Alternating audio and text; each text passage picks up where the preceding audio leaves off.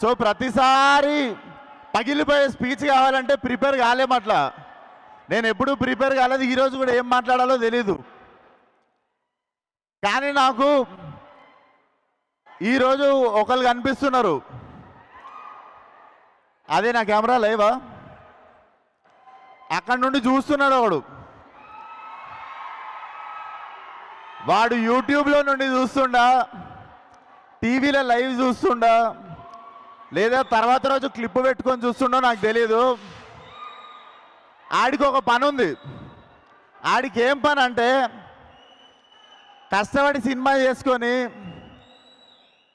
ఏదో జోష్లో cinema promote చేసుకుంటూ మా వాళ్ళ కష్టం చెప్పుకుంటూ ఏదో మాట్లాడితే దాంట్లో నుండి ఇంత ముక్క తీసి డిస్ప్లే పిక్చర్ మార్చుకొని ట్విట్టర్లో వేసి ట్రోల్ చేయడం, అదాడి పని.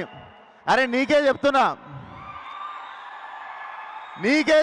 నీకే జాంటా కూడా వీగలేరు ఎవరు.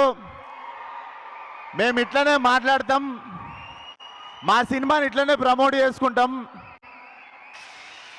మేమే తప్పు చేయట్లేదు, గర్వంగా దొంగతనాలు చేయట్లేదు, ఏం చేయట్లేదు, సినిమాలు చేస్తున్నాం. సో నేను ట్రోల్ చేసిన వాళ్ళను, మా గురించి తక్కువ మాట్లాడిన వాళ్ళను, వీళ్ళని ఎవ్వరిని ఏమనట్లేను. ఎందుకు తెలుసా, ఈ సినిమా తర్వాత నేను క్రిటిక్స్ని కానీ రివ్యూవర్స్ని కానీ ఎవరి గురించి ఏమీ మాట్లాడను. This will be my last film. I'm going to speak about critics or reviews, like ఎవరైనా వెల్ విషర్స్ అందరి గురించి. ఎందుకో చెప్తా, మళ్ళీ చెప్తున్నా, this is the last film. Freedom of speech అందరికి ఉంది. మీకు అనిపించిన ఒపీనియన్లు రాయండి, మీకు అనిపించిన రివ్యూలు రాయండి. పర్సనల్ లెవెల్లో అటాక్ చేస్తే మాత్రం ఈ బగులుద్ది. సినిమాల గురించి రాయండి. అండ్ మాకు మంచి సినిమాలు తీయడానికి మీరే, మాకు మంచి సినిమాలు తీయడానికి మీరే మీరే మోటివేషన్ చేసేది. మీకు కూడా నచ్చే సినిమా తీయాలి అని అందరికి నచ్చే సినిమా మేము ఏ రోజు తీయలేము. కాకపోతే మళ్ళీ చెప్తున్నా, సినిమాల గురించి రాయండి, తీయండి.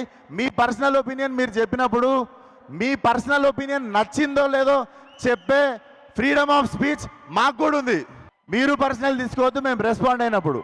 బట్ సినిమా వాళ్ళకి కానీ, యాక్టర్లకు కానీ, డైరెక్టర్లకు కానీ, మాకెవ్వరికి ఒక రివ్యూవర్ అంటే, ఒక క్రిటిక్ అంటే చిన్న చూపు కానీ, హేట్రెడ్ కానీ ఎప్పుడూ లేదు.